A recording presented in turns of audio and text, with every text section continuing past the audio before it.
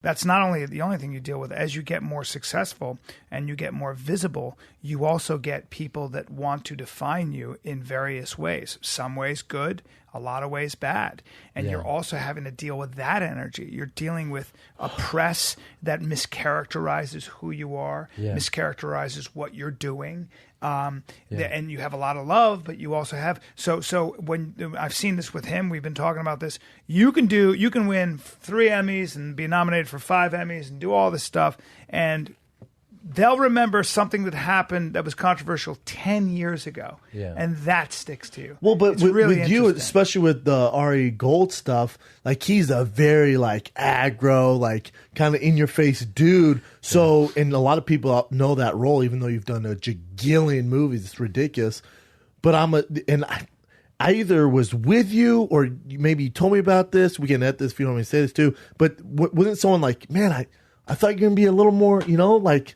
You're so chill, man. Like, well, I want more like Ari Gold. You're like, that's a fucking role, man. Yeah. What are you talking about? Yeah, I mean, it's interesting because I wasn't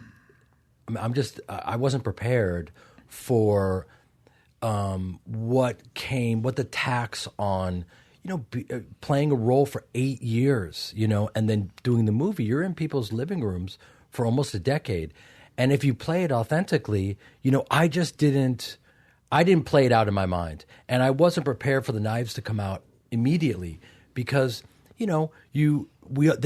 everyone knows an Ari Gold. There's a guy in every group that takes up all the oxygen and is that kind of lovable douchebag or not so lovable. Yeah, do you know what I mean? Didn't you base him on a real agent? Oh yeah, I mean he's based on Ari Emanuel. Yeah, 1000%. that's well known. Yeah, that was your agent, the guy who owns the UFC now. Yeah, and didn't he drive by you with? I think the head of HBO and say, what agency does that guy work for? Didn't he say that? I thought you told me something like that. Ari Emanuel mistook you not for an actor, but for an agent, an actual agent? No, you're confusing a studio head that said that to me. He was literally, that's funny you even remember that. Yeah. So yeah, while we were doing the show back in the day, I was walking with a guy and I walked up to a group of people and I said, hey, what's up to everyone? And the guy literally turned to the guy next to him as I walked away and he goes, why is Ari Emanuel dressed like a bum? And it was like, because I dressed some kind of a casual guy. And they're like, oh, that's not Ari Emanuel. That's Jeremy Piven who plays Ari Gold, who is a fictional character based on. It was like so many levels of fucking reality. When you say it's based on Ari Emanuel, what was the psychology in your mind? What did you say to yourself? Like, did you have to hang out with him? No, he had already. I didn't need one more second. No, because I got this. Yeah, I mean, let's go to dinner. I'm good. We're good. I got this. No, we got it. We got it. You have to understand, he's comes from an incredibly brilliant, prolific family. Ezekiel's Chicago, a brain right? surgeon. Ram is the mayor of Chicago, and Ari rules, Hollywood and beyond now, as you know. And Ari is one of these guys, and he's evolved like the rest of us have. But back in the day, he was an incredibly volatile person that was, reactive and all of these things, and somehow got away with it. And had all these wonderful dualities where you thought maybe he was a pig, but he was monogamous, and all of these things. I looked at all of it and went, "Oh my God, that's brilliant. That's comedy gold. That's like such a brilliant proposal for a character." So the initial offer for that role was one scene in the pilot. No money, no billing, no trailer, no nothing. And I was like, I got it. I'll take it. And everyone was like, what? Because at the time, I'd been working forever. And they're like, you can do the lead in this and produce this. And I was like, no, I'm going to, listen, HBO has the highest pedigree of shows. It has, at the time, Sopranos and Sex and the City and everything else. Everything. Yeah. So I was like, you know what?